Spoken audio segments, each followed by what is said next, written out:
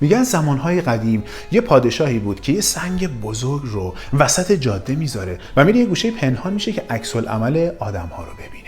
خب این اطرافیان خودش وزیر و وزرا که رد میشدن جرئت نمیکردن حرف بزنن، اما غریبه‌ها که رد میشدن مدام میگفتن چه شهر بی‌نظمی و چه پادشاه بی‌عرضه‌ای که نمیتونه این سنگ رو از وسط جاده برداره. چند روزی همینطوری گذشت و مردم بی‌تفاوت از کنار اون سنگ عبور کردن تا اینکه یه روز غروب یه کشاورزی از اونجا رد میشه و یه کوله‌باری روی دوششه. به سنگه که میرسه کوله‌بارش رو زمین میذاره و به هر قیمتی که شده سنگ رو از وسط جاده کنار میزنه. سنگ رو که کنار میزنه یه کیسه رو میبینه. کیسه رو بلند میکنه، میبینه پرش سکه طلا با یه نامه رو باز میکنه و پادشاه تو این نامه این رو نوشته بود که هر مانعی یک شانس برای موفقیت و تغییر توست.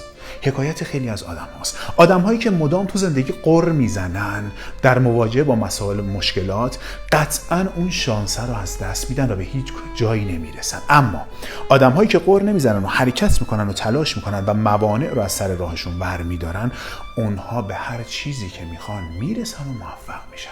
داستان زندگی آدم های موفق و ناموفق همین.